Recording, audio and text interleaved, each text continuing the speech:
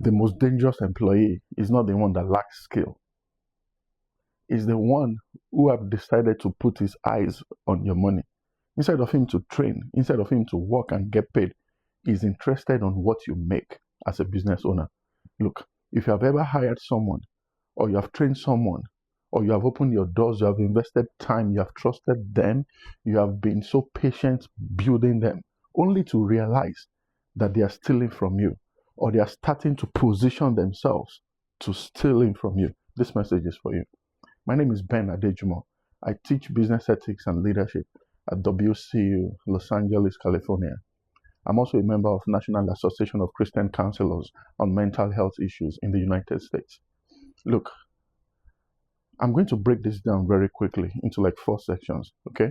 First of all, being a business owner is not just about making profit. You are also teaching skills and value at the same time. It is also about protecting trust, the culture of how you work, and the future of what you are building right now, because it's right in your hands. So, any employee, any apprentice is supposed to be learning the craft. But when their attention shifts from learning to watching your pocket, you are no longer dealing with a trainee or with a staff. You are no longer dealing with an employee. You are dealing with a character issue. These are 2 different things. You can teach people skills. You can teach an apprentice how to do a job. But you really cannot teach character. You can't. Character reveals itself. It reveals itself, basically. Someone who steals while being trained is not confused. If you have an employee that is stealing from you, he or she is not confused. He has decided what he wants to do. They are showing you their character, who they really are, and it's starting to come out. If they are dishonest with the little access that you've given them, imagine for a second what they will do with more access. Imagine them with more responsibilities. So before you react emotionally, because you are likely to do that, but do this. Confirm that they are stealing from you. Have proof. Then you have to track the pattern at which they steal. How do they steal from you?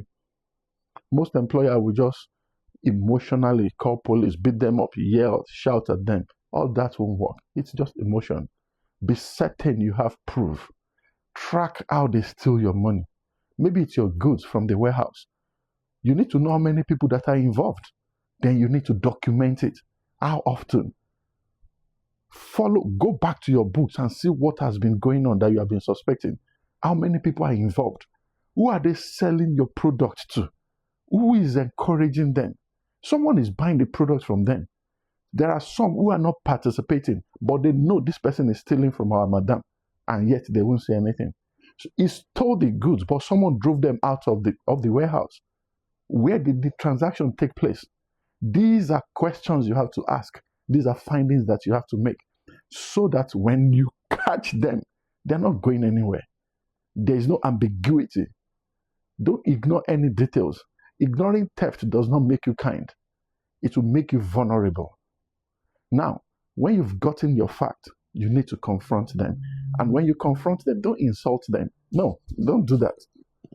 That's emotion. Because you want to bring a permanent solution to what you have right now. And I'm asking you if it is possible that, okay, for example, see how long it took you to set up your business. And I know it's not easy. You want to bounce on them. You want to eat them alive, if it is possible, especially when you see the amount of damage that they have caused. You know what I mean? But rather, say something like this. You were brought here to learn. You were brought here to work, to learn as an apprentice. But your actions have shown me that your focus is on my money, not the work that you've come here to do. I can no longer trust you. You might be my brother. You might be my cousin. It doesn't matter.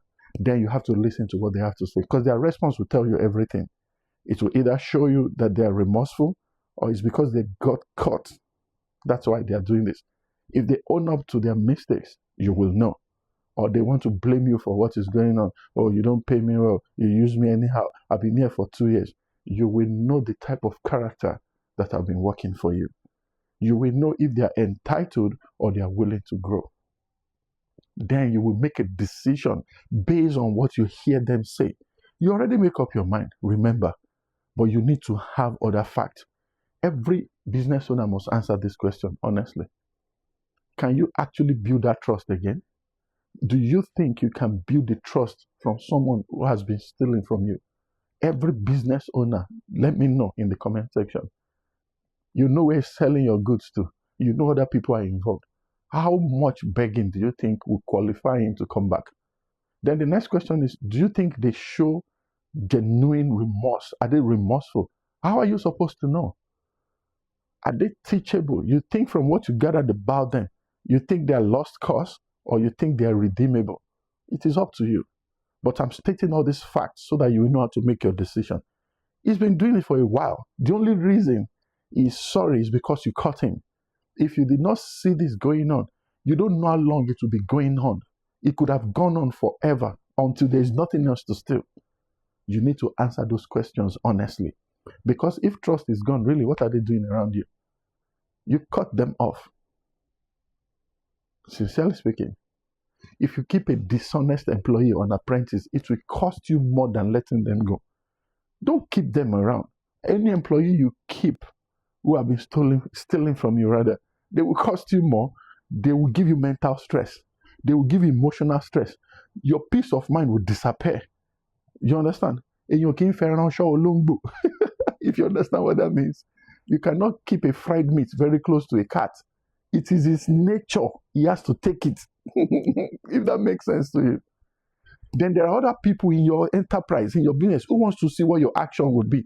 So you have to make example out of them. You have to. So then you now have to create a system that will secure your money. You will reduce cash handling. You will track inventory this time. You will trust slowly this time. You will not just open your wallet, your purse, your bank to the next employee. You will verify consistently. You will be more involved. You now create systems that can verify that people are not stealing from you. It's very important. If your new employees can comply and other people, you can tell. Good people will respect system. It's only people who are corrupt that want to exploit the freedom that they have on the job. Nobody should have a problem following rules. Let me end with this. Business owners, keep in mind, you cannot teach integrity to someone who doesn't value it. If he does not have integrity, he will not value integrity at your workplace. And you cannot build a future with people like that. He's already stealing from you. He's not involved in your future. He wants to use you to step out. He wants to use you to build his own future that will not last.